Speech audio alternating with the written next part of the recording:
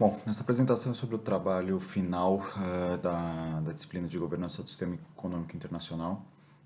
Bom, meu nome é Marco Afonso. O tema do trabalho são causas internacionais para as altas taxas de juros que são praticadas aqui no Brasil. Bom, basicamente a motivação para esse trabalho bom, eu venho estudando há algum tempo os motivos pelos quais o Brasil convive com uma taxa de juros, principalmente para a pessoa física, em padrões muito acima dos padrões internacionais. E assim, são diversos os fatores pelos quais isso acontece no país, e dois deles tem uma ligação bastante direta com a governança do sistema econômico internacional. Então foi isso que motivou o texto que eu fiz sobre o tema, e essa aqui é a apresentação um pouco mais detalhada sobre as ideias que estão por trás desse trabalho, tá? Bom, aqui é a agenda que eu quero discorrer, tá? A primeira parte eu vou dar um cenário das taxas de juros para a pessoa física no Brasil, para dar o contexto pelo qual o país passa e que motivou a escolha desse tema para o trabalho. As possíveis causas para essas distorções que acontecem no mercado brasileiro, quer dizer, taxas de juros extremamente altas que impedem o crescimento econômico, impedem acesso da população a bens e serviços. Então, a ideia é realmente discorrer um pouco sobre esse tema em relação às taxas de juros. Dentro dos temas, dois que eu comentei há pouco, que tem a ver com o mercado internacional, com a governança do sistema econômico internacional, são a competição no mercado brasileiro. O mercado brasileiro, principalmente o setor financeiro, tem uma consolidação muito forte de mercado, e parte das causas dessa concentração muito forte de mercado tem a ver com a governança internacional. E o segundo ponto é como o setor financeiro brasileiro reage à Basileia, especialmente a Basileia III, que foi regulamentada depois da crise de 2008. Aí, por fim, as conclusões, que a ideia é fechar esse ciclo de causa e efeito, que é tema do trabalho. Tá? Bom, vamos lá. Primeiro, o contexto. No vídeo aqui vai ficar um pouco complicado de ver os gráficos, porém eu vou passar rapidamente aqui. Quer dizer, um cenário já sabido por grande parte da população.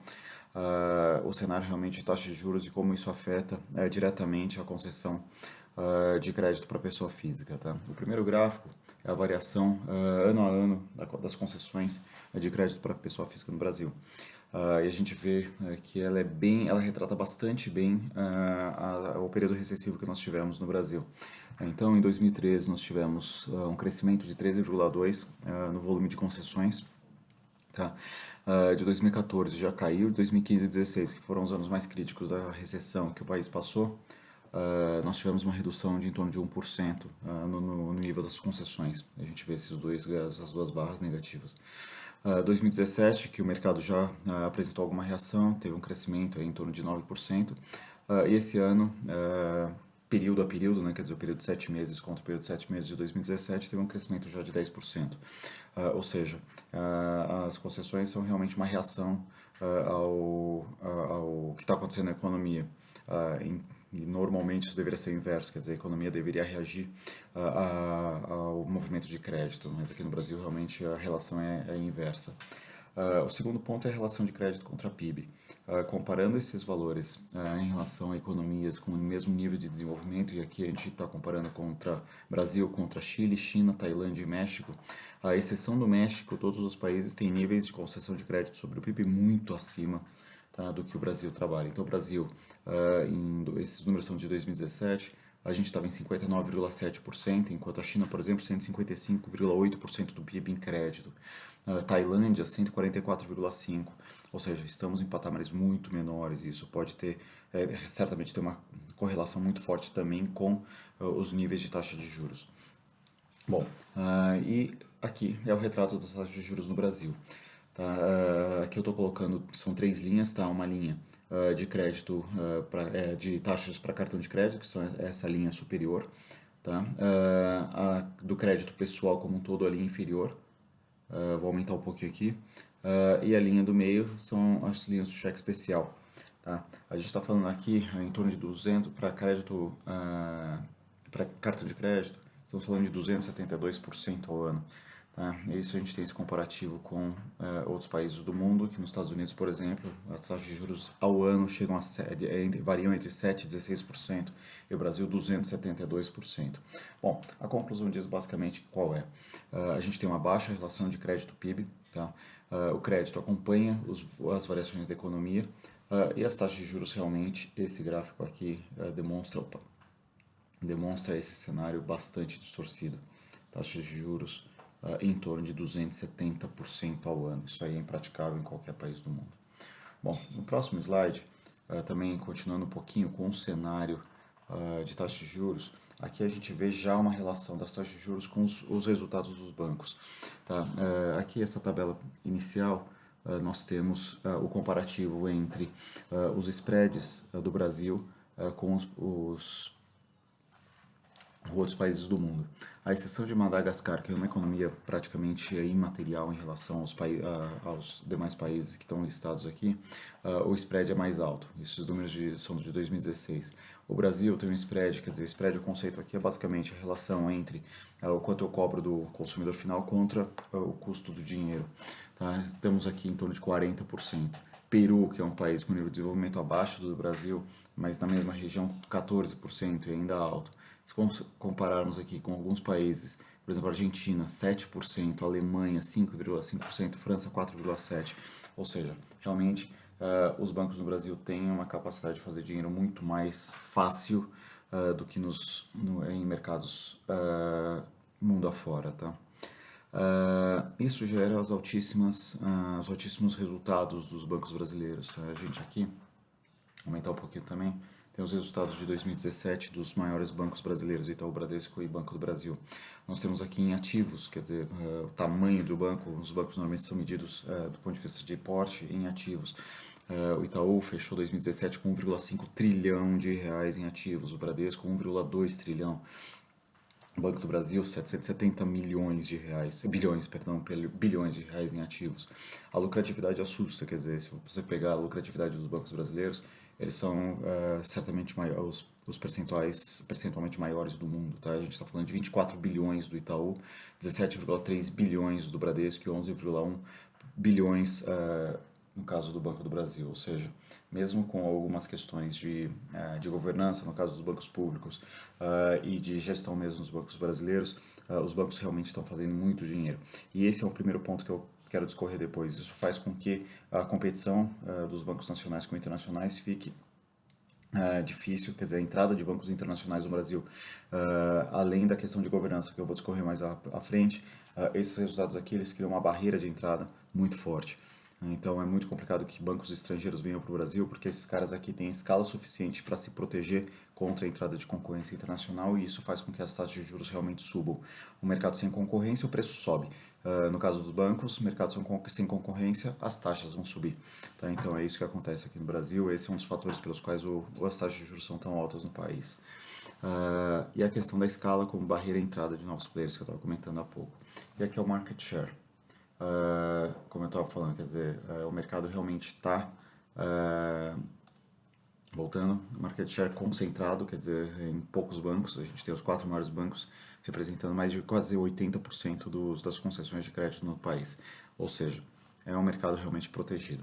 Bom, mas qual que é aqui a pergunta final, quer dizer, qual que é a relação desse cenário com a governança internacional, do sistema econômico internacional? Bom, aqui eu listo os principais motivos pelos quais as taxas de juros são altas no Brasil. Volatilidade das fontes de renda, ou seja, risco de inadimplência alto, os bancos colocam taxas de juros altas para se protegerem. A informalidade do mercado de trabalho é a mesma coisa. Informalidade do mercado de trabalho, você tem menos capacidade de controlar a inadimplência. Concentração do setor bancário, já comentei há pouco. Altos níveis de inadimplência no mercado, falta de capacidade de gestão de orçamento doméstico, a questão de educação financeira do brasileiro. Alto grau de desbancarização da população brasileira, ou seja, também risco de crédito, volatilidade do custo do dinheiro gerado pela instabilidade da economia, ou seja, os custos de fundos acabam sendo variáveis e aí basicamente a Selic, Quer dizer, se você, a Selic, numa política monetária com metas de inflação, a Selic é a principal ferramenta para controlar a inflação. Se você tem uma inflação mais alta, o Banco Central vai subir a taxa de juros e acaba afetando o custo de fundos. E por último, o conservadorismo do setor, que se reflete na reação do setor à Basileia III. Que são os dois fatores que eu quero detalhar um pouquinho mais agora, que é a concentração do setor bancário e esse conservadorismo do setor. Bom, primeiro a questão da concentração, eu já falei há pouco, mas 4 bancos detêm 79% dos empréstimos. Tá? As restrições, isso gera dificuldades de atuação de bancos internacionais.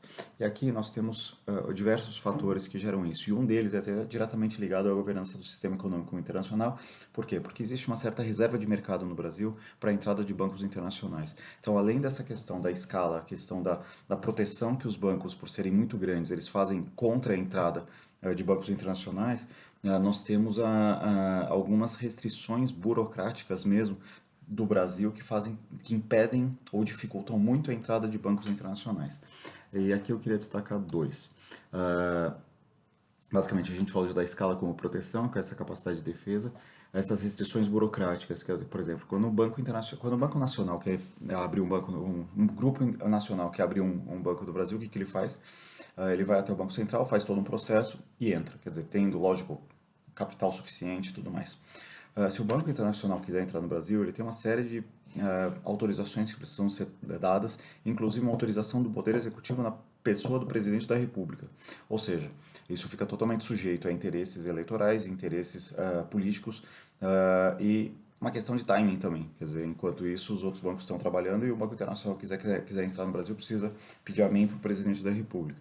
Ou seja, já é uma restrição aos bancos. A outra questão é uma questão técnica, do ponto de vista mais contábil, mas eu acho que é importante colocar. Que é o seguinte, quando um banco internacional quer comprar uma instituição nacional que tem algum problema financeiro, ou seja, tem uma operação deficitária, o Banco Nacional, se ele quiser comprar, ele recebe um crédito tributário, um benefício fiscal. Tá? O Banco Internacional não recebe esse benefício fiscal. Ou seja, no momento de uma disputa entre o Banco Nacional e o Banco Internacional de uma determinada operação existente no Brasil, o Banco Nacional é muito mais competitivo porque ele vai ter um crédito tributário que ele pode jogar no resultado do banco e na proposta dele para pagar essa operação do banco deficitário. Então, isso quer dizer, é uma competição desleal em relação ao Banco Internacional que queira entrar aqui no Brasil. Ou seja, esses dois fatores, a necessidade de uma autorização do ponto de vista de um político, quer dizer, do Poder Executivo, que tem interesses políticos eleitorais, e o segundo, essa questão do crédito tributário, que é uma questão objetiva que torna o Banco Nacional muito mais competitivo para adquirir uma carteira de um banco deficitário no Brasil. Ou seja, duas restrições locais que impedem que bancos internacionais venham competir no mercado brasileiro, tornando o mercado brasileiro extremamente concentrado. Essa concentração gera taxas de juros mais altas. Então, esse é o racional dessa primeira parte, quer dizer, restrições burocráticas e restrições contábeis que tornam os bancos internacionais menos competitivos numa eventual deal aqui no Brasil. Esse é o primeiro ponto que eu queria destacar. O segundo ponto é a Basileia, ou seja, depois de 2008, o Comitê da Basileia fez a Basileia III, o Acordo da Basileia III, que tem uma série de pontos, principalmente tornar o mercado financeiro internacional mais saudável. E o Banco Central do Brasil adotou a Basileia III como obrigatória. Bom, em linhas gerais, quais os objetivos? Quer dizer, mais capital, tá? Que os bancos tenham mais capital e capital de melhor qualidade, uma menor alavancagem, ou seja, a relação entre valores que são emprestados contra o capital do banco tem uma restrição, esses valores variam entre 8% e 13%, que eu vou apresentar no próximo slide, e exercer influência na política monetária através de ações anticíclicas. Quer dizer, a Basileia entende que, eventualmente, essas restrições à alavancagem elas podem ser prejudiciais à economia do país, então ela tem uma certa flexibilidade que eu vou apresentar no próximo slide também. Reguladores locais têm autonomia, tá, para adotar ou não, e o Banco Central do Brasil adotou. Bom, no próximo slide eu passo o conceito aqui, quer dizer, basicamente eu tenho um capital e esse capital tem que ser no mínimo 13% daquilo que eu empresto. Se eu empresto 100 bilhões de reais, eu tenho que ter um capital de 13 bilhões de reais. Tá? Esse é o valor base de 13 bilhões, 13%. Bom, esses valores, eles começam com 8%, tá? Que é um percentual obrigatório, sem flexibilidade, no mínimo 8%. Se eventualmente o banco tiver em crise individual, ele tem 2,5% liberados. O que é essa crise individual? Se ele estiver enfrentando alguma dificuldade financeira. Bom, se não estiver enfrentando alguma dificuldade financeira, ele vai ter que guardar esses 2,5%, ou seja, já são 10,5%, 8 mais 2,5%. Tem mais 2,5% que compõe os 13% que é essa base aqui, que os bancos podem utilizar em momentos de dificuldade econômica do país, que é aquela questão anticíclica que eu comentei no slide anterior. Ou seja, se o país estiver num momento de crise, ele pode utilizar 2,5%, ou seja, a base 13%. Se a economia estiver em crise, esse percentual cai para 10,5%. Se além da economia estiver em crise, o banco estiver em crise, mais 2.000%, chegando a 8%. 8% não passa disso, quer dizer, tem que ser no mínimo 8%, no máximo 13%, dependendo da situação do banco e da economia. Por que eu quis falar isso? Quer dizer, é uma segurança e ferramenta do ponto de vista de impacto macroeconômico. Porém, aqui no Brasil, apesar do percentual mínimo máximo de alavancagem, mínimo de capital ser 13%, o Brasil, Banco do Brasil, 14,57%, Itaú Unibanco, 16,7%, Bradesco, 16,85%, Caixa Econômica, 15,99% e Santander, 22,84%. O que acontece? A diferença entre os 13 que eu havia comentado antes e esses valores de 14, 16, 17, 3, 4% é muito dinheiro que os bancos poderiam emprestar para os clientes e não emprestam. Ou seja, são valores que poderiam estar no mercado, aumentando a oferta de crédito, mas os bancos, do ponto de vista de conservadorismo, eles não emprestam, ou seja, tem menos produto no mercado deixa o preço lá em cima. Quer dizer, você tem menos menos oferta, você acaba elevando o preço do produto, que é a taxa de juros. Então, por isso que a Basileia, a obrigatoriedade de 13% e essa margem de segurança que os bancos colocam acaba afetando diretamente o preço dos produtos, que é a taxa de juros. Então, por isso que a reação dos bancos nacionais à Basileia também gerou uma necessidade, acabam gerando um aumento de preços, quer dizer, o aumento das taxas de juros. Por último, que já passei um pouquinho dos 15 minutos aqui, mas acho que seria importante finalizar aqui com os takeaways. O setor financeiro mundial completa 10 anos da sua maior crise e isso gerou a Basileia. Uma necessidade de medidas de austeridade no setor. A austeridade facilita a atuação de grandes operações com alta rentabilidade, no caso do Brasil, quer dizer, operações gigantescas como o caso do Bradesco e Itaú, Banco do Brasil, e com alta rentabilidade. Ou seja, os bancos não precisam assumir tantos riscos, não assumindo tantos riscos, o preço acaba subindo, tá? E esse ciclo, ele acaba fazendo com que o Brasil não saia desse cenário de altas taxas de juros, ou seja, a gente tem uma oferta contra a demanda acaba sendo desequilibrada porque os bancos oferecem menos do que eles poderiam e existe uma demanda reprimida muito forte do mercado brasileiro, quer dizer, muita gente subabastecida do ponto de vista de crédito. Isso gera altas taxas de juros. Os grandes bancos, com uma escala violenta, têm uma alta rentabilidade, eles se protegem, que aqui é a capacidade de aquisições e defesa de território, tá? Eles, com essa rentabilidade, com concentração de mercado, você tem uma menor necessidade de exposição ao risco, que acaba desequilibrando ainda mais a oferta, que vai gerar altas taxas de juros e esse ciclo o Brasil acaba não saindo. Então essa era a conclusão principal que eu queria colocar. A primeira coisa, uma proteção, uma espécie de reserva de mercado que o Brasil tem em relação à entrada de novos competidores internacionais. Isso faz com que os preços, as taxas de juros sejam altas, tá? E os bancos com uma grande rentabilidade. A Basileia acaba ajudando esse cenário, por quê? Porque estabelece um capital mínimo que os bancos têm que ter e os bancos ainda colocam um nível de proteção acima da Basileia, que eu mostrei lá, em torno de 16, 17% de capital, capital sobre os valores emprestados. E esse ciclo, acho que esse ciclo é o mais importante, quer dizer, um desequilíbrio do mercado do ponto de vista de oferta e demanda de crédito, que gera altas taxas de juros, que deixa os bancos cada vez mais rentáveis, se protegendo, e daí acaba acontecendo que eles não se expõem tanto do ponto de vista de risco, não se expondo tanto do ponto de vista de risco, oferta-demanda desequilibrada e o ciclo não sai do lugar. Tá? Então, essa era a ideia da apresentação, quer dizer, colocar essa questão burocrática e de defesa do mercado mais basileia e sua relação com taxas de juros, tá? As altíssimas taxas de juros que são praticadas no mercado. Bom, me coloco à disposição para qualquer nova informação que vocês queiram ter e trocar ideias sobre o assunto, que realmente é um assunto que me interessa bastante, tá? Muito obrigado, professora Vera, muito obrigado por tudo e, bom, nos encontramos por aí. Muito obrigado, boa noite, tchau, tchau.